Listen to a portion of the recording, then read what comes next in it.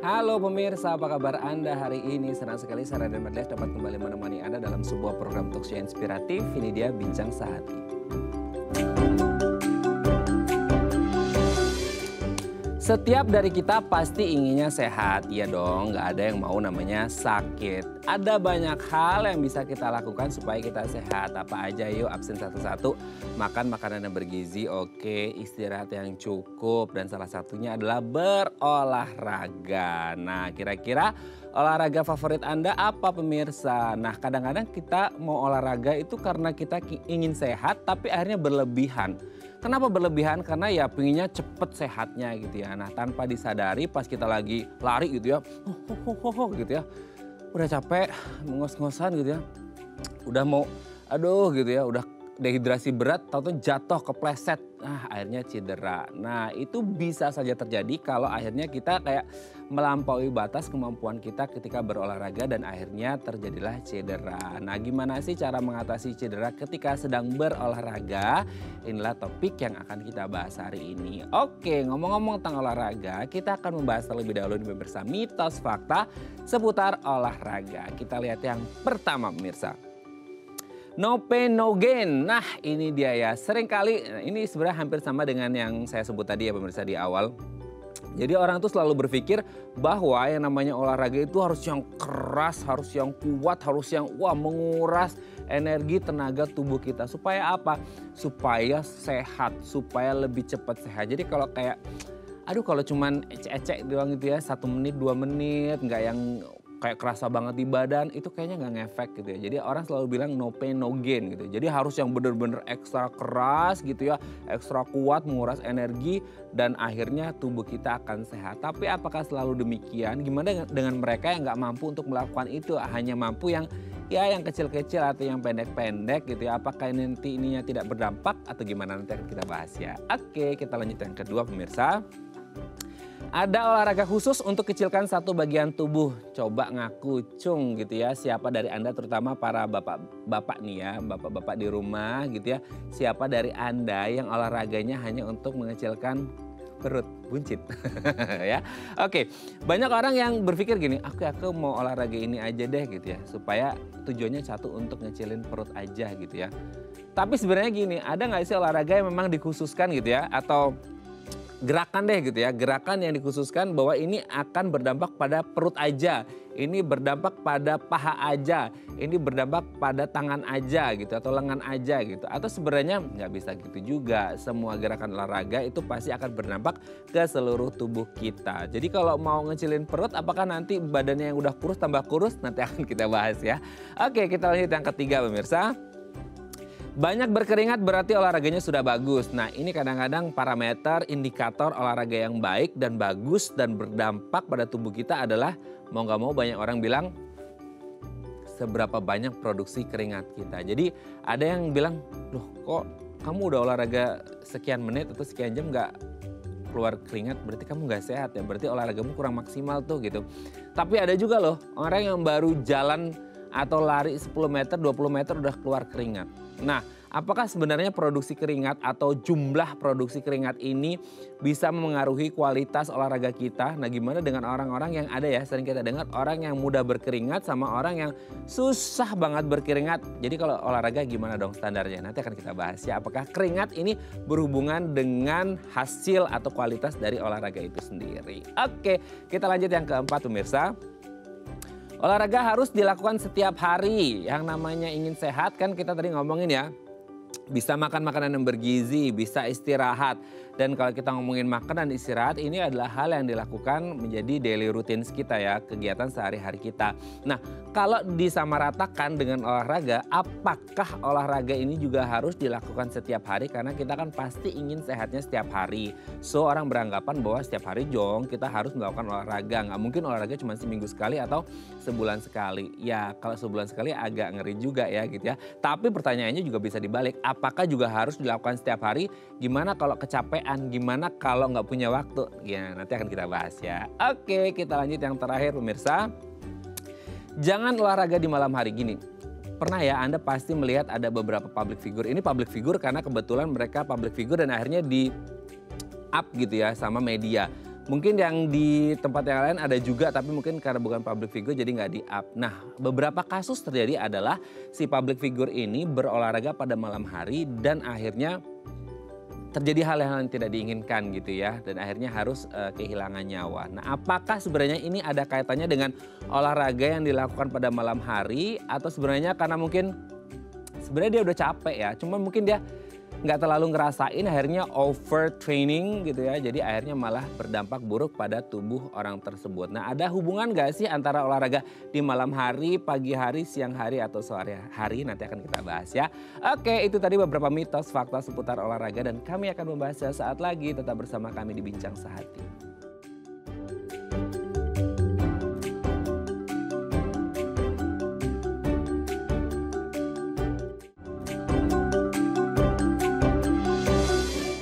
Baik, karena masih bersama kami di Bincang Sehati. Tadi di segmen sebelumnya kita sudah membahas beberapa mitos fakta seputar olahraga ya. Apakah itu mitos belaka atau fakta yang sebenarnya? Sudah hadir bersama kami di studio Bincang Sehati ada Dr. Doni Kurniawan SPKOK, spesialis kedokteran olahraga konsultan dari MMC Hospital. Selamat pagi Dr. Doni, apa kabar dok? Selamat pagi Mas Raden. Thanks God, finally kita ketemu Akhirnya di studio.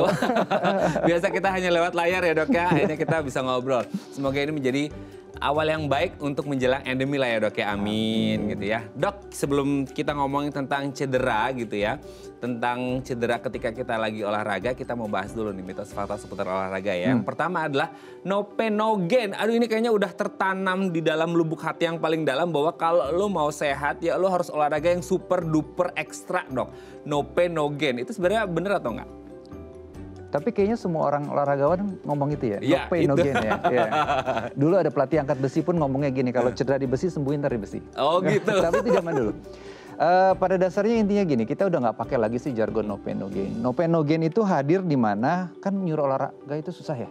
Ya benar. Nah akhirnya jargon itu tercipta karena memaksa orang untuk melakukan exercise. Tapi kalau kita bicara tentang risk injury, kita bicara tentang kesehatan, kita udah nggak pakai tuh no pain no gain. Ya. Listen to your body lebih oke lah. Asik banget tuh, listen to your body ya. Yes. Berarti sebenarnya ketika kita ngelakuin olahraga, ketika ada jargon listen to your body, berarti sebenarnya tubuh kita tuh kayak mengeluarkan atau memproduksi alarm bahwa oke, this is it, this is the end of our journey today nih gitu ya. Maksudnya kayak this is our limit, don't do more gitu. Itu kayak tubuh kita ngeluarin sinyal-sinyal gitu nggak sih bahwa oke, it's time to quit, it's time to stop gitu nggak sih? Ada nggak dalam tubuh kita gitu dok? Ada. Misalkan paling gampang kita jadi sulit tidur, irritated, segala sesuatunya jadi depresi dan segala macam. Itu juga merupakan salah satu overtraining. Flu aja yang tadinya gampang, yang tadinya sehat-sehat itu tiba-tiba gampang sakit pun juga tanda-tanda dari overtraining. Itu signal supaya kita take it easy. Kita harus step back, kita atur lagi program latihannya. Kita harus tahu situ. Bener-bener kita dengerin tubuh kita sehingga kita tahu limit kita seberapa. Oh alah, justru malah olahraga pinginnya sehat, awalnya sehat, tapi karena overtraining tadi ya, jadi akhirnya malah jadi flu ya? Karena oke tuh pemirsa ya, jadi janganlah yang berlebih-lebihan ya, yang sedang-sedang saja ya dok ya. Ada tuh lagu dangdutnya dok ya. Oke dok, kita lanjut yang kedua ya. Ada olahraga khusus untuk kecilkan satu bagian tubuh nih ya, Bapak Kers ya, yang di rumah biasanya dok ya. Oke, aku mau olahraga ini aja, kenapa memangnya? Biasa perut buncit gitu. Nah, nggak hanya perut buncit, mungkin ada beberapa bagian olahraga yang atau tubuh yang lain yang mereka punya satu gerakan khusus. Tapi sebenarnya bisa apa nggak sih dok? Atau nggak bisa, itu pasti akan ngefek ke seluruh tubuh gitu. Kita paling banyak ketemu di gym adalah ketika orang melakukan ratusan kali sit up, prinsipnya untuk ngecilin perut ya. Oke dok, fine. Kita nggak bergerak seperti itu Mas Raden. Jadi kalau misalkan lemak itu terdistribusi dan terurainya itu berdasarkan genetik. Pada dasarnya keseluruhan akan, kan kita bicara kalau ngecilin salah satu bagian itu kita ngecilin lemak ya maksudnya ya. Betul. Dan kita memperbesarkan otot, kalimatnya seperti itu. Nah, kalau untuk mengurai lemak kita nggak bisa. Jadi apapun yang kita kerjakan pasti lemak itu terurai secara keseluruhan. Tapi perlahan dan bertahap. Kecuali kalau kita bicara tentang membesarkan otot. Kalau misalkan kita lebih banyak mengaturkan otot lengan ya otot lengan aja lebih banyak terjadi. Otot yang dipakai bekerja dia akan emang terlatih di satu area. Tapi kalau untuk lemak no, distribusinya sama. Sama ya, jadi tidak ada spesifik. Tidak, dia akan satu gerakan tertentu dia akan ngefek ke, let's say ke perutnya doang gitu ya. Tapi dia akan keseluruhannya dan itu bertahap gitu ya. Oke ya pemirsa ya, jadi ini dicatat ya. Buat yang sekarang perutnya agak offset, nah olahraganya berarti keseluruhan bukan hanya untuk perut gitu ya dok ya. Oke dok, kita lanjut yang ketiga. Banyak berkeringat berarti olahraganya udah bagus. Nah ini kadang-kadang orang indikator bahwa olahraganya udah oke nih, udah maksimal itu dilihat dari berapa banyak jumlah produksi keringat gitu ya. Jadi kayak, udah olahraga sejam belum keringat, berarti olahraganya nggak benar nih gitu ya. Ada yang baru 5 menit lari di treadmill udah keringatan. Bagus tuh, berarti tekniknya bagus tuh gitu. Gimana tuh? Ada nggak sih maksudnya standar bahwa parameter olahraga yang baik adalah dengan melihat jumlah produksi keringat? Enggak. Jadi kenapa sih orang berpikiran dengan mengurai keringat atau lebih banyak keringat terus habis itu dibilang olahraganya bagus? Itu kan karena mereka berpatokan sama berat badan. Kalau kita olahraga kita pakai jaket, kita lari jam 12 siang ya turun sih 1 kilo 2 kilo and then we drink water, balik lagi tuh berat badan. Pada akhirnya gitu karena patokan mereka berat badan. Okay. Nah ketika kita exercise itu patokan kita adalah body komposisi sebenarnya. Kadar persentase lemak, berapa massa ototnya dan segala macamnya. Sehingga dengan banyak keringat pun nggak akan ngaruh tuh. Karena kita benar-benar tahu body komposisi kita, bukan masalah berat badan doang sih. Jadi itu mitos, kalau banyak keringat berarti olahraganya bagus. Oke, itu mitos ya, sudah terjawab ya. Tapi ada hubungan gak sih dok untuk mereka yang sebelum olahraga itu hidrasinya agak banyak tuh, minumnya agak banyak sehingga berharap ada keringatnya lebih banyak keluar gitu? Enggak ada hubungan ya berarti ya? Ngaruh. Oke, berarti tidak ada, pokoknya intinya gini pemirsa, tidak ada hubungan sama sekali antara keringat dengan kualitas dari olahraga. Yang terpenting adalah teknik dan kapabilitas orang itu untuk melakukan olahraganya ya dok ya? Tapi kapabilitas orang melakukan olahraga itu paling bagus ketika dia hidrasinya bagus. Makanya ketika dia minum bagus, hidrasi tercukupi, performa dia melakukan exercise akan bagus. Nah itu dia ya, bukan berarti bahwa hidrasi tidak penting, penting juga gitu ya. Oke dok, kita lanjut ya, yang keempat. Olahraga harus dilakukan setiap hari. Nah orang kan pingin sehat setiap hari. Jadi orang juga berpikiran bahwa ya nggak seminggu sekali juga atau sebulan sekali juga sih. Tapi apa setiap hari juga dok gitu? Oke, rekomendasinya American College of Sports Medicine itu prinsipnya seperti ini. 150 menit per minggu. 150 menit per minggu. Oke. Moderate intensity. Moderate, tengah-tengah ya? Jadi antara tengah-tengah ada, sedang-sedang aja gitu ya. Nah 150 menit per minggu itu bisa dibagi terserah. Tapi dia juga punya syarat, tidak boleh absen, misalkan 2 hari, terus lebih daripada 2 hari ini absennya nggak boleh nih. Jadi kalau misalkan Senin, Selasa bolong, itu udah maksimal tuh. Nggak boleh Rebo, skip nggak boleh ya? Nggak boleh. Harus jadi rekomendasinya paling bagus adalah 5 hari dalam seminggu untuk melakukan 30 menit, ya, ditambah 2 sesi untuk latihan beban.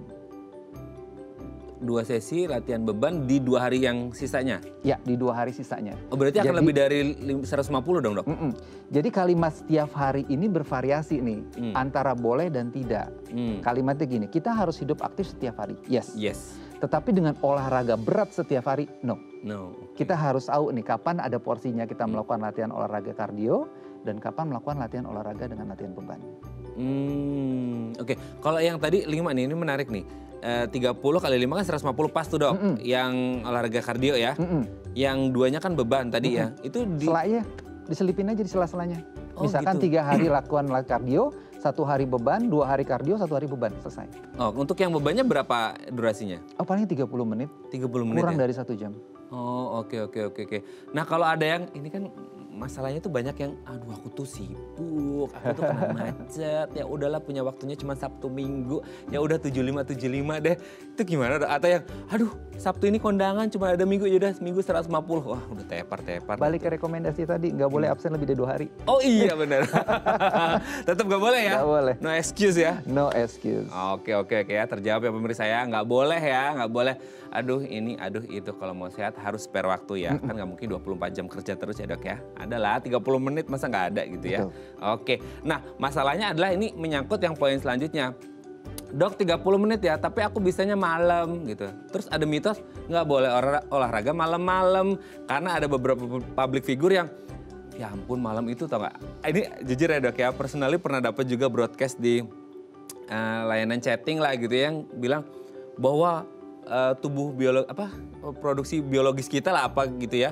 Jadi kayak malam itu bukan waktu yang tepat untuk berolahraga gitu. Karena waktu malam itulah kondisi biologis tubuh kita itu untuk beristirahat, bukan untuk berolahraga. Jadi akhirnya banyak orang yang takut berolahraga pada malam hari. Nah, olahraga malam hari ini nggak boleh katanya. Ini mitos atau fakta? Kita itu punya suatu ritme tubuh. Orang biasanya mengenalnya dengan irama sirkadian, di mana kita ada fase recovery dan mana kita harus bekerja. Nah, kita tuh harusnya istirahat itu di sekitar antara jam 10 malam sampai jam 4 pagi. Itu adalah fase di mana kita beristirahat dan recovery dari aktivitas kita. Kalau kita bereksersis di jam segitu, berarti kita akan mengurangi fase atau waktu untuk melakukan kita recovery. Sehingga itu tidak bagus. Kalau sekali 2 kali dilakukan, that's fine. Tapi kalau everyday melakukannya seperti itu, sehingga terjadi perubahan dari sistem tubuh tadi itu, nggak akan bagus di kedepannya. Jadi tidak sangat direkomendasi untuk olahraga malam. Kalau misalkan kadang-kadang orang bilang gini, olahraganya sekitar jam 7 atau jam 6 gitu ya. Pertanyaan berikutnya gampang, tidur kamu terganggu nggak? Ketika pola tidur kamu terganggu, lebih baik kamu switch di pagi hari. Tapi kalau misalkan ada beberapa orang, enggak tuh saya biasa aja kalau olahraga jam 7, ntar jam 10 juga udah tidur, that's fine. Jadi benar-benar kembali lagi ke orangnya, ke karakternya dia, kebiasaannya seperti apa. Oke, berarti kalau di bawah jam 10 dan kondisi tidurnya tidak terganggu dan badannya fine-fine aja nggak masalah? Nggak masalah. Nggak masalah ya. Tapi kalau di atas jam 10 dan baik-baik aja? Kayaknya nggak akan baik-baik aja itu. Pasti akan perubahan. Karena kenapa? Ketika kita olahraga, katakan misalkan jam 10 kita baru start. And then jam 12.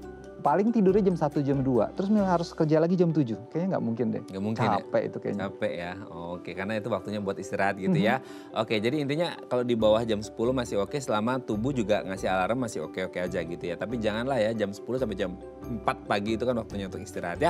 Oke, terima kasih ya dok ya. Ini sudah terjawab nih pemirsa mitos fakta seputar olahraga. Nanti kita lanjut lagi di segmen selanjutnya ngomongin tentang gimana sih cara mengatasi cedera saat berolahraga. 021 290 3244 atau DM Instagram kami di @dafmily kalau Anda punya pertanyaan. Kami akan kembali saat lagi.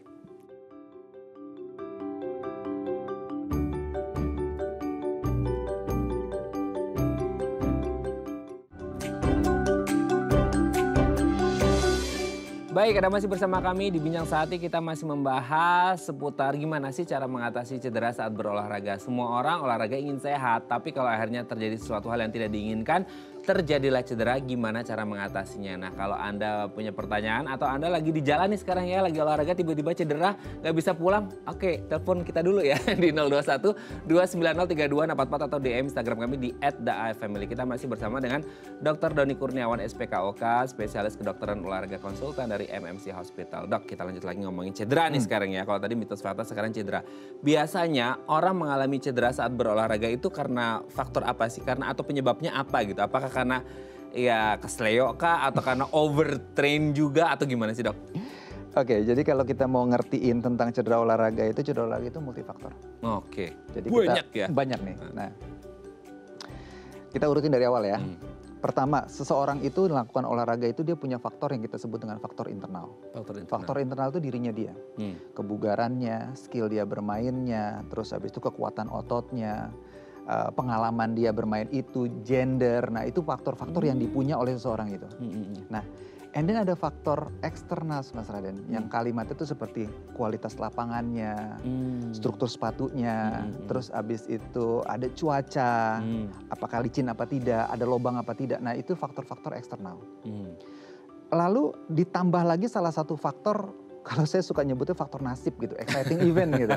Artinya apakah ada benturan, apakah situasional pertandingannya seperti apa, atau lagi mainnya seperti apa gitu.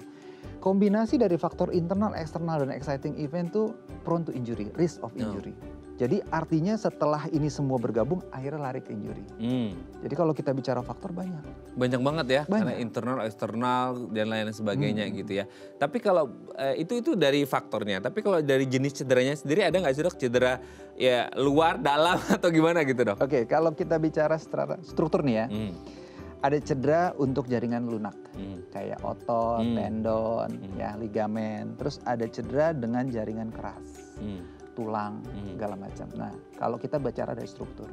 Terus ada cedera juga bisa disebabkan karena kontak dan non kontak. Nah, itu pembagian cedera itu kita seperti itu. Oke, tapi biasanya yang paling sering terjadi ini yang mana? Maksudnya yang otot kah atau yang tulang kah gitu? Kalau selama ini dokter pernah tangani. Kita bagi lagi ya. Tergantung banyak ya bagi-bagiannya. Oke, tadi saya sebutnya multifaktor karena kalau kita bicara olahraga tertentu, kita ambil contoh sepak bola. Sepak bola itu kan secara regulasi sebenarnya nggak boleh kontak. nggak boleh berantem, nggak boleh bersentuhan pada dasarnya. Tapi kan olahraganya kan nggak bisa kita hindarin tuh kontak. Orang rebutan bola, kehajar juga kehajar di situ. Bolanya satu, orangnya banyak. Olahraga sepak bola itu menggunakan lower body kebanyakan, walaupun tarikan-tarikan tetap ada. Sehingga karakter dari sepak bola itu mempunyai karakter cedera tentu. Satu, cedera kontaknya apa sih? Oh, benturan pada ototnya. Kalau non kontaknya seperti apa? Oh, kalau karena sepak bola banyak perubahan-perubahan arah, lebih banyak sendinya seperti lutut dan ankle. Terus habis itu kelihatan dari jaringannya apakah patah? Bisa patah kalau misalkan benturan kolaps. Makanya ada suka patah pada tulang tibia dan tulang belakangnya seperti itu. Nah, itu juga suka patah. Tapi kebanyakan sih jaringan-jaringan terjadi adalah karena dia sifatnya kontak ya. Kontak yang tadi saya bilang, benturan ke otot itu banyak banget kalau sepak bola. Oke, berarti apakah ini indikasi bahwa olahraga-olahraga yang berkontak gitu ya, kan ada olahraga yang tidak berkontak, ada yang atau yang tunggal gitu ya, atau yang berkontak seperti sepak bola, ini lebih rentan mengalami cedera atau tidak selalu yang non kontak pun bisa jadi berisiko besar mengalami cedera? Kalau bicara resiko, pasti olahraga kontak jauh lebih beresiko. Jauh lebih beresiko. Jauh lebih beresiko dibandingkan olahraga yang non kontak seperti bulu tangkis. Tapi bukan berarti bulu tangkis juga nggak bisa cedera kan? Iya, betul. Ya kan, tiba-tiba dia lompat, hamstringnya ketarik, atau dia mau ngambil bola, groinnya yang ketarik, atau mungkin dia salah landing, ACL-nya putus. Oke, tapi berarti meskipun gitu ya, meskipun olahraga yang berkontak itu jauh lebih berisiko, tapi tidak menutup kemungkinan juga olahraga yang lain juga berisiko ya. Yang non kontak seperti bulu tangkis, kita juga sempat menemui ya kemarin kalau nggak salah ada beberapa kejadian sampai harus ya tepar di tengah lapangan bulu tangkis seperti itu. Itu biasanya dia terjadi cederanya karena ada semacam kontak dengan lawan atau sebenarnya dari faktor internal dia sendiri sih, Dok? Faktor internal itu yang paling sering terjadi kalau dia olahraga kontak ya kita bicara ya adalah cedera sebelumnya. Itu yang paling berpengaruh. Jadi kalau orang sudah cedera, dia masuk ke pertandingan, wah itu resiko cederanya makin buruk, gede. Loh, tapi kan berarti gimana ya? Maksudnya kalau udah pernah cedera, kan dia ada tahap recovery dan akhirnya dia masuk lapangan lagi, Dok. Di Indonesia selalu semuanya sesuai dengan tahap recovery kan enggak. Apalagi dengan pertandingan yang padat. Sepak bola pertandingan seharusnya 6 hari, kita cuma 3 hari, 4 hari. Masa jedanya ya? Iya, basket sometimes dalam satu seri itu hari ini tanding, besok break, tanding lagi. Seharusnya kan idealnya seminggu sekali. Tapi sebenarnya berarti kalau ada, ini menarik ya, ini kan pengetahuan yang kita tidak tahu ya masyarakat umum gitu. Jadi ketika mau masuk lapangan meskipun jedanya begitu singkat, ada riwayat cedera sebelumnya gitu, ada pengecekan dulu nggak sebenarnya, Dok? Untuk mengetahui bahwa kondisi atlet ini atau orang ini udah oke nih untuk bermain gitu atau gimana? Ada pengecekan Mas Raden. Cuman pada dasarnya seperti ini, atlet itu kan terbatas, tidak semuanya gitu. Apalagi situasional pertandingan. Sometimes ini pertandingan penting ya harus kita turunkan. Tetapi dengan catatan atletnya juga memahami apa yang terjadi dengan dia. Oke, ini kan agak menguras pikiran sih pasti dong, Dok. Ini menguras. Betul. Karena pasti sebelum masuk lapangan pun dia pasti sudah berpikir, aduh gimana ya ini ada riwayat nih gitu. Ini sudah diwanti-wanti di belakang dong pasti dong. Sudah diwanti-wanti bahwa kamu gini-gini kondisinya seperti ini. Bisa ngaruhin performa nggak tuh, Dok? Pengaruh banget. Yang tadinya kecepatan pasti akan berkurang. Makanya akhirnya beresiko untuk mendapatkan cedera lebih buruk pasti ada. Tidak pernah 100% atlet cedera itu kita turunkan. Oke. Gak pernah dia akan 100% perform. Tuh pemirsa ya, jadi entah siapapun termasuk atlet ya, kalau mereka bertanding di arena manapun gitu ya, jangan, kan kadang-kadang gitu kan namanya netizen gitu ya, kalau menang disanjung, kalau ini gitu ya, Dok ya. Kita harus memahami bahwa kondisi mereka itu bisa saja yang turun ke lapangan tidak 100% fit gitu ya, tapi ya karena harus bawa nama merah putih ya, Dok ya, itu harus sangat luar biasa ya. Tapi hubungan gak sih, Dok, antara cedera dengan pemanasan gitu ya? Kan kita ngerti ya dalam olahraga ada pemanasan, olahraga inti sama pendinginan seperti itu. Ada hubungan gak sih antara orang yang ini mudah cedera gara-gara dia jarang pemanasan atau pemanasannya kurang atau pemanasannya nggak maksimal? Ada orang yang sudah melakukan pemanasan berarti cederanya pasti akan lebih rendah risikonya, Dok. Gimana tuh? Orang dengan pemanasan pasti mempunyai resiko cedera pasti lebih rendah. Bayangin kanebo aja lah. Kalau kanebo kering ditarik juga robek gitu kan. Kalau misalkan dilembek-lembekin dulu, dipanas-panasin dulu kan akhirnya kan lebih lentur. Nah itu dasarnya semua orang sudah tahu lah. Kalau kita pemanasan dulu bagus, pada akhirnya nanti resiko cedera akan turun. Tetapi seperti yang saya bilang di awal, ketika kita bicara cedera, kita nggak pernah bicara satu faktor. Pemanasan itu salah satu faktornya. Apalagi sekarang orang awam itu kan tidak mengikuti knowledge about exercise ya. Dulu. Pemanasan itu selalu kalau misalnya kita SD itu Mas Rian, kita ingat nggak? Kita tahan lama, itu kita sebut static stretching. Ketahuan umurnya nih. Iya, kita dulu kayak gitu. Oke. Tapi sekarang di professional sport tuh nggak kayak gitu. Oh, nggak ada lagi? Penelitiannya adalah kita harus lakukan dynamic stretching dulu. Dynamic itu adalah pemanasan, stretching, perenggangan, tapi dengan bergerak konsepnya. Oh, oke. Nah, untuk statik itu di belakang kita taruhnya. Kenapa? Karena pada penelitiannya ketika kita melakukan static stretching itu mengurangi kekuatan pada saat melakukan olahraga itu. Oh, justru mengurangi kekuatan, strength-nya malah turun. Akhirnya performanya akan turun. Oh, tapi orang berpikir mungkin kalau dinamis berarti bergerak energinya udah kekuras duluan dong? Enggak. Dinamis itu adalah light exercise dengan gerakan-gerakan baru ke sport spesifiknya. Jadi kita tidak sampai ya pemanasan juga nggak sampai 100% heart rate atau 80 enggak. Palingan sekitar 60-50. Suhu tubuh naik, gerakan-gerakan yang akan dilakukan dengan bebannya ringan, intensitasnya ringan, that's good. Oke, berarti yang statis masuknya ke pendinginan dong? Pendinginan di belakang. Oh, oke. Meskipun sebelumnya juga pendinginan juga statis nggak sih, Dok? Iya, tetap aja. Tapi kan jadi orang rancu kan. Nah, kalau sekarang kita udah nggak pakai statik di depan, kita pakainya di belakang. Oke, kalau dulu kan statis ya. Sekarang dinamis statis ya. Oke. Tapi ada nggak ideal waktunya? Kalau tadi kan olahraga disebutkan 150 menit per minggu gitu ya. Kalau pemanasan ada nggak durasi yang pasnya? Patokannya adalah heart rate kita. Oh, gimana kalau cara? Terjadi peningkatan, misalkan gini, sebelum olahraga kita ngeceklah heart rate kita. Katakanlah misalkan 80. Kita bicara peningkatan antara 10% sampai 20% aja itu cukup untuk pemanasan. Tapi yang harus diingat adalah kondisi si otot ini melakukannya. Kan kadang-kadang kita bisa ngerasa ya kaku nih ototnya masih. Lakukan aja pemanasan itu. Budu sedikit panas, temperatur sudah mulai naik, heart rate sudah mulai, that's enough. Oke, berarti memang benar-benar harus mengenali diri sendiri gitu ya. Jangan melampaui batas atau sebelum batasnya nyampe kita baru berolahraga gitu ya, Dok ya. Oke, nanti kita lanjut lagi ya, Dok ya, ngobrol ya. Oke, pemirsa 021 290 3244 atau DM Instagram kami di @dafmily kalau Anda punya pertanyaan. Kami akan kembali saat lagi.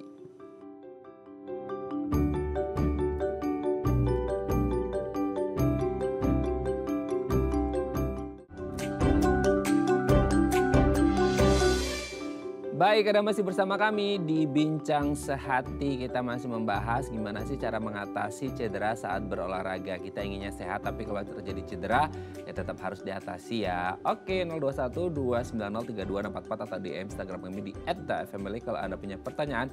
Kita masih bersama dengan Dr. Doni Kurniawan SPKOK, spesialis kedokteran olahraga konsultan dari MMC Hospital. Dok, kita lanjut lagi. Kan olahraga biasanya nih, orang biasanya kita ketemunya itu kalau olahraga renang tuh ya, pagi renang tiba-tiba kram. Aduh, ada orang yang sampai tenggelam gitu ya. Kram itu kondisi yang seperti apa, penyebabnya apa, dan termasuk kategori cedera atau nggak sih, Dok?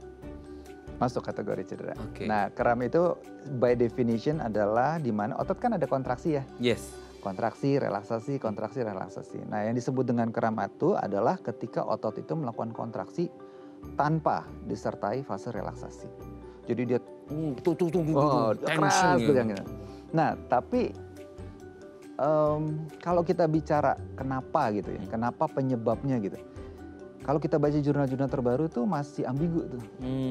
Belum ketemu yang benar-benar fix. Spesifik gitu. Kenapa gitu. Nah, tapi ada beberapa teori. Yang pertama adalah faktor yang paling gampang nih, dehidrasi. Kurangnya kayak garam-garam tubuh, natrium, kaliumnya segala macam sehingga menyebabkan kram. Terus bisa juga disebabkan karena muscle fatigue, kelelahan yang berlebihan sehingga dia menyebabkan kram.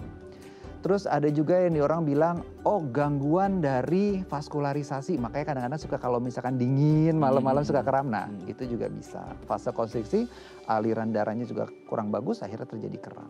Tapi kalau untuk olahraga sendiri ada hubungan gak sih kram ini dengan pemanasan? Kan biasa ini cerita ya dulu waktu kamu sih berenang nggak pemanasan dulu jadinya kram. Itu sering banget dok didengar ya, nggak hanya berenang sih, maksudnya yang lain juga. Itu kamu kram gara-gara kamu nggak pemanasan. Ada nggak hubungan dengan pemanasan? No.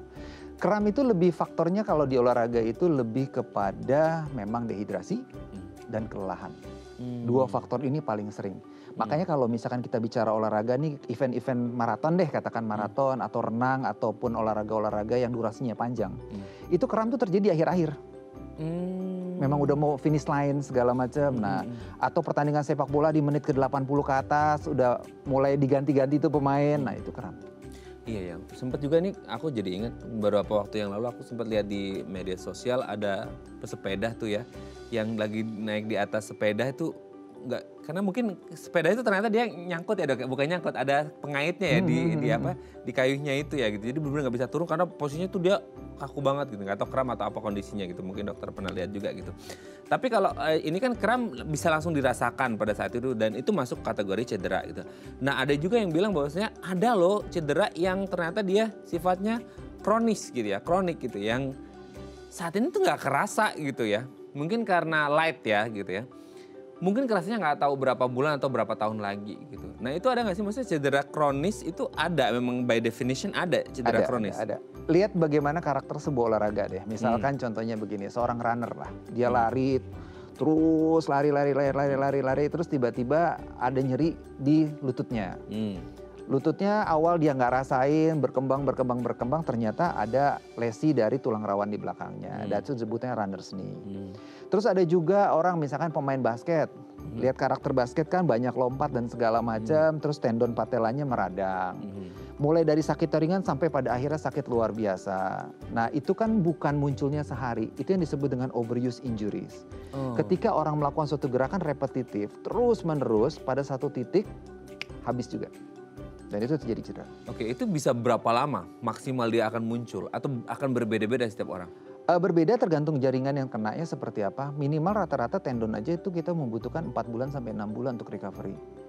Tapi bukan berarti berhentiin olahraga. Kita lebih bermain penguatan ototnya supaya si jaringan tadi tidak terbeban berlebihan sehingga dia bisa fase sembuhannya juga bagus. Tapi ada juga di mana kalau lagi akut banget dari kronik on akut, lagi-lagi meradang-meradangnya, lagi sakit-sakit, kita harus hentikan dari olahraganya. Oh, berarti ini indikasinya adalah ketika sudah di screening ternyata ada gitu ya cedera yang kronis ini sendiri, tidak kemudian dihentikan ya, tapi tetap ada training juga meskipun harus yang light-light gitu ya? Ada. Bagaimana kita memposisikan tergantung tapir diagnostiknya ya. Ada cedera-cedera yang memang harus diintervensi. Artinya, oh ini butuh tindakan surgery deh. Ini nggak bisa nih kalau kita gini. Terus ada juga beberapa tindakan-tindakan butuh intervensi untuk sifatnya penyuntikan. Meredam radangnya dan segala macamnya. Terus ada juga yang lebih kepada, oh kalau misalkan ini cedera di sini, kita perkuat area lainnya supaya dia tidak terbeban. Kayak misalkan segala lutut, kalau kita perkuat tungkai otot paha atas depan belakangnya itu, dia akan lebih stabil. Sehingga olahraganya masih tetap berjalan, pain managementnya yang berjalan. Oke, jadi dua-duanya jalan, olahraganya jalan, pain manajemennya juga jalan gitu ya. Nah ini kalau ngomongin pain management dan cedera juga pastinya, itu tuh kayak selama ini mungkin orang awam ya dok, kayak ini mewakili orang awam gitu ya. Kalau ada sesuatu yang ya apalah robek dalam tubuh itu mungkin karena kecelakaan, eksiden gitu ya, transportasi atau segala macam. Tapi ketika olahraga kita sering mendengar ada olahraga entah itu orang biasa atau atlet yang ototnya gitu ya, tendonnya, ligamennya tuh robek. Aduh kayak serem banget, itu gimana bisa robek, itu bisa apa yang bisa nyebabin tuh bisa robek gitu. Pasti force mechanism. Force mechanism itu adalah ketika otot itu memang sudah kapasitasnya dipaksa untuk lebih lagi. Misalkan contoh gini, seorang sprinter deh. Kita lihat sprinter di fase-fase akhir tuh dia tiba-tiba lari berhenti dia pegang. Iya. Iya sering. Oke. Otot itu ada yang namanya stress reflex. Stress reflex itu artinya dia akan menegang. Menegang itu sebenarnya adalah untuk memproteksi si ototnya. Ketika dia udah capek, dia sudah berlebihan fungsinya, dia akan menegang. Itu untuk memproteksi. Kayak kaku gitu ya? Betul, dia ngaku. Tapi ketika force itu dipaksa, benar-benar otot itu dipaksa lebih daripada kapasitas yang tadinya segini dipaksain lagi, akhirnya dia robek. Nah pertanyaannya robeknya itu seberapa parah, gradingnya seberapa parah. Kalau grade 1 that's fine. Kita istirahatkan, kita ringanin, kita mundurlah olahraganya, that's fine. Tapi grade 2 udah ada pertimbangan untuk melakukan surgery. Grade 3 pasti harus surgery. Nah grade-grade itu harus ditentukan sama dokter ya untuk mengetahui grade-nya yang mana gitu ya. Oke dok, sebelum lanjut ini ada DM Instagram dari pemirsa. Aku bacakan ini di belakang, gak usah nengok dok, nanti tengleng, nanti cedera ya. Aku bacakan aja ya, dari Pak Andoko nih. Dok, saya itu baru mulai nge-gym, asik ya, beberapa hari ini. Oke, tapi mulai dari kemarin badan saya udah kayak remuk, sakit semua. Ini kayak pengalaman pribadiku juga nih dok ya. Sampai akhirnya kapok udah nge-gym. Sampai mau jalan atau gerakin tangan aja susah dan sakit. Aduh Pak, sama banget nih ya. Ini mewakili pertanyaanku juga nih. Apa ini cedera atau efek nge-gym ya? Terima kasih. Nah ini kayaknya banyak untuk gym newbie ya. Gitu ya, untuk newbie-newbie yang di gym. Awal mula kayak oke, we are so motivated dengan orang-orang yang muscular gitu ya.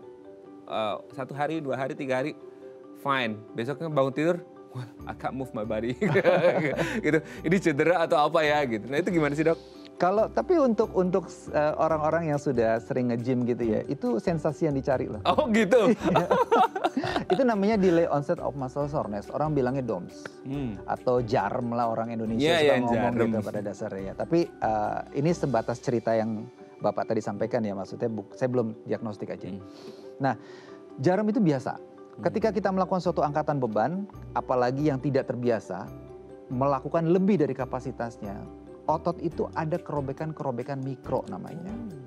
Tapi itu that's good gitu. Okay. Nah, robekan mikro itu dia akan beradaptasi, tubuh kita melakukan, ayo berarti itu otot itu harus lebih kuat. Otot itu harus perbaiki jaringannya lagi, akhirnya sintesis protein untuk otot itu meningkat. Sehingga tubuh melakukan perbaikan sehingga fungsi dari otot tadi yang tadinya kuatnya 1 kilo, dia akan bertambah 2 kilo, 3 kilo dan seterusnya. Tapi yang menjadi permasalahan ketika orang baru nge-gym, satu, angkat beban itu perlu teknik yang bagus. Jadi fokuslah ke tekniknya gitu untuk pertama-tama. Jadi bukan fokus kepada bebannya. Sometimes orang suka terintimidate datang ke gym, wow ngangkatnya besar sekali, ngangkatnya berat. No, jadi itu yang harus dibalikin. Makanya investasi untuk knowledge untuk mulai angkat beban itu sangat penting. Fokus kepada teknik. Kalau kemarin masih sakit-sakit begitu ya istirahat aja dulu, besok lakukan lagi tapi bebannya lebih ringan. Berarti sebenarnya orang, well ini sebenarnya personally juga ini relate banget ke aku. Gitu ya, jadi pernah juga mengalami sampai, dan beberapa teman di sini juga pernah sharing juga gitu, cerita bahwasanya oke, mau nge-gym sih tapi kayak aduh baru sehari 2 hari udah badan remuk, nggak bisa, besok nggak bisa dong dok, nggak bisa nge-gym gitu ya karena udah remuk semua, nggak mungkin bisa ngapa-ngapain gitu ya, jalan aja kayaknya agak susah gitu ya. Nah itu hal normal berarti ya, dan normal. Berarti maksudnya harus berapa lama sih nunggu supaya nunggu balik dulu, maksudnya fit lagi, dan kita pasti akan trauma. Nanti kalau olahraga lagi, nge-gym lagi gitu lagi dong, nggak mau deh gitu. Nah tapi begini, DOMS itu dirasakan sampai nggak bisa ngangkat segala macam, itu artinya too much too soon. Oke, berlebih dan terlalu cepat. Terlalu cepat. Kadang-kadang kan orang pengen ngangkat aja gitu, seberat-beratnya semampu-mampunya, besok udah nggak bisa gitu. Akhirnya sakit semua. Yang harus dipelajari tadi, balik lagi, tekniknya dulu. Bebannya seperti apa sih? Makanya kebanyakan orang rekomendasinya hire personal trainer untuk di fase-fase awal. Tapi kan orang nggak mau ya. It costs. Tapi menurut saya itu investasi yang bagus ketika kita mau mulai latihan beban. Latihan beban itu sometimes orang lebih underestimate karena pikir cuma ngangkat-ngangkat aja gitu. No, nggak. Itu punya teknik. Terlebih kepada orang-orang yang memang udah punya penyakit sebelumnya atau underlying disease. Angkat beban tuh hati-hati. Nah ini juga catatan menarik nih. Berarti untuk mereka-mereka yang punya underlying disease ya, punya comorbid apapun, itu berarti harus agak beda dong dok? Beda. Cara, teknik, prosedur berolahraganya untuk meminimalkan risiko cedera. Betul. Untuk orang hipertensi, itu juga harus tahu tensinya dia sebelum dia nyentuh angkat beban itu berapa. Ketika dia, kan kalau kita ngangkat beban kan kita bisa ada tanda kutip mengedan. Iya. Itu meningkatkan tensi. Jadi kalau tensinya sudah tinggi nanti tiba-tiba stroke gimana? Pantesan kalau orang marah-marah tuh gitu. Enggak ya, itu cuman gimmick aja. Tapi sebenarnya bener ya, berarti kalau ada satu jenis penyakit tertentu tadi hipertensi segala macam itu ada aturan-aturan pakem-pakem lah bahasnya ketika berolahraga untuk meminimalkan risiko cedera, betul ya? Betul, untuk meminimalkan risiko cedera atau meminimalkan risiko kematian. latihan.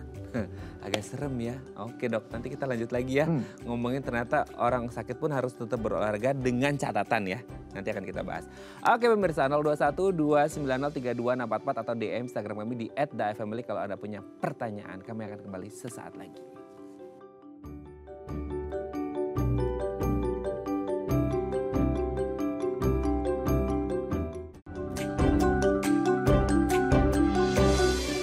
Baik, karena masih bersama kami di Bincang Sehati, kita masih bersama dengan Dr. Doni Kurniawan, SPKOK, spesialis kedokteran olahraga konsultan dari MMC Hospital. Dok, sebelum kita bahas tips olahraga untuk pemula gitu ya, aku mau tanya nih. Untuk orang yang sudah pernah cedera, recovery, let's say recovery itu bisa 100% dok? Bisa. Bisa ya? Nah oke, ketika sudah recovery full 100%, ada nggak kemungkinan dia akan cedera lagi ke depannya? Untuk cedera berikutnya, rekuren tuh kalau dari recovery 100% sih akan beda lokasi sih. Akan beda lokasi. Tapi bisa terjadi juga dengan mekanisme yang sama. Artinya kayak misalkan hamstring strain gitu. Terus and then dari recovery 100% dia udah bisa main, berapa tahun kemudian dia kena lagi itu bisa. Oke. Tapi mungkin di titiknya yang berbeda? Bisa sama, bisa berbeda. Bisa sama, bisa berbeda juga ya. Tetapi kan pada kenyataannya adalah gini, tergantung bagaimana dia memperkuat dirinya atau dia memproteksi dirinya supaya tidak terjadi cederanya lagi. Dalam proses recovery-nya itu biasanya kita mengeduket pasien kita atau mengeduket atletnya untuk, nih kamu tuh kurangnya ini, kamu harus lakuin ini supaya kamu tidak terjadi cedera seperti ini lagi. Preventifnya kita kerjain. Oke, berarti udah ada ancang-ancangnya lah ya. Ancang-ancangnya. Oke, gitu. bahwa ini ada do's and don'ts-nya ya. Yes. Oke, kita sekarang ke tips untuk pemula nih. Nah ini untuk aku juga ya, pemula ya, newbie ya, yang udah babak belur badannya kalau nge-gym ya. Udah berapa kali coba dok, tapi failed. Oke ya, hari ini kita kedatangan Dr. Doni, pokoknya ini harus memotivasi saya untuk nge-gym lagi ya, insya Allah ya. Yang pertama, perhatikan kondisi tubuh. Nah ini dok, kondisi tubuh itu kan kadang-kadang orang terlalu subjektif gitu ya. Aku oke kok, aku fine kok dengan begini.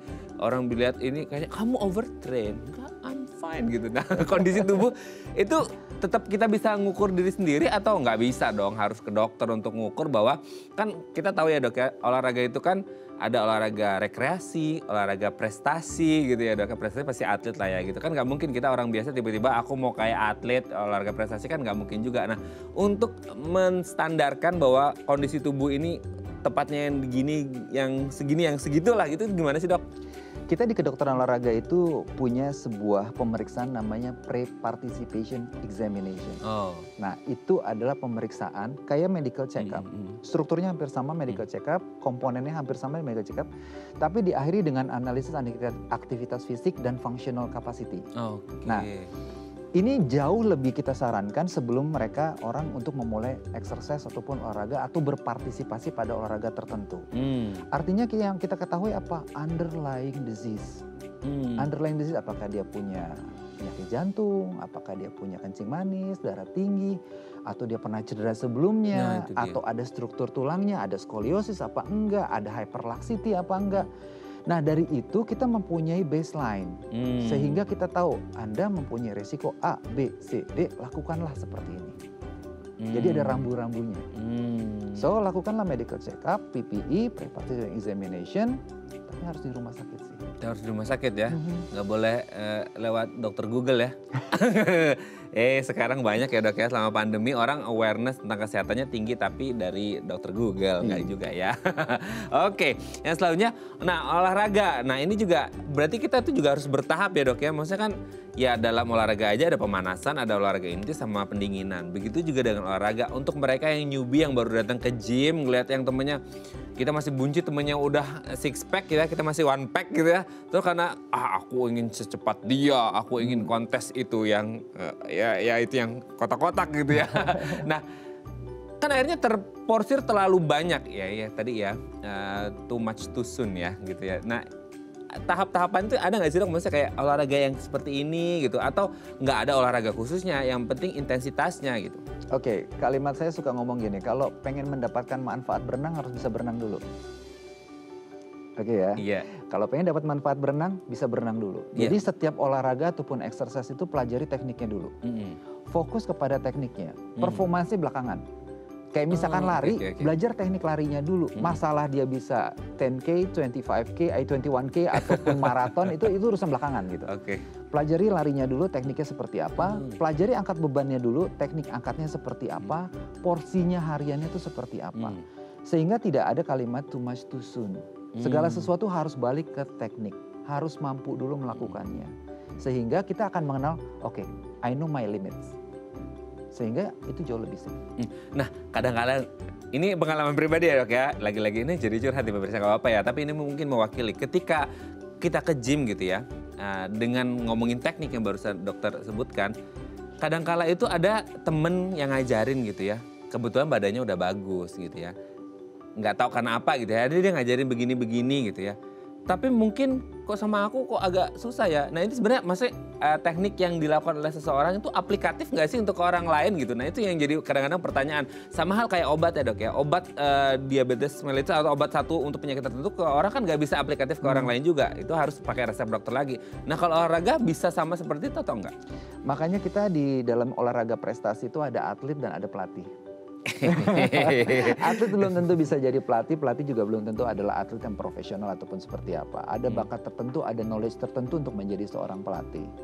Nah, ketika kita bicara exercise, investasikanlah kepada knowledge itu. Sehingga orang-orang yang benar-benar kita ikuti itu orang-orang yang memang punya kemampuan. Jadi benar-benar mulainya tuh bagus. Kadang-kadang kalau teman kita yang ngajarin, apakah dia pernah jadi mengetahui teknik melatih, kan belum tentu. Dia bisa melatih dirinya tapi belum tentu bisa melatih orang lain. Oke ya. Jadi tidak harus aplikatif bahwa satu ini bisa diaplikasikan ke orang lain ya. Kalau dokter olahraga itu selalu punya bilang gini, our prescription is tailor made. Oh iya, selalu ngomong kayak gitu. Karena apa? Setiap orang itu akan berbeda. Setiap orang dengan kasus yang sama mungkin akan melakukan pendekatan yang berbeda. Customize ya? Customize. Oke, thank you Dr. Doni. Hari ini kita dapat pembicaraan, semoga habis ini perutku agak mengecil dikit. Semoga termotivasi. Tidak satu gerakan khusus perut ya, tapi seluruhnya. Oke, thank you Dr. Doni. Sehat terus ya. Pokoknya senang kalau ngobrol sama Dr. Doni, kita bawaannya pingin sehat ya. Oke, pemirsa, itu tadi perbincangan kita dengan Dr. Doni. Semoga Anda juga termotivasi untuk sehat. Mari setelah ini kita nge-gym bareng ya. Oke, sekali lagi terima kasih Dok. Salam sehat untuk keluarga di rumah dan teman-teman di MMC Hospital. Oke pemirsa, itu tadi perbincangan kita. Saya Raden Badlia Somit, sampai jumpa dan jangan lupa untuk berolahraga setelah ini ya. Karena habis ini juga saya mau olahraga Dok ya. Terima kasih, sampai jumpa.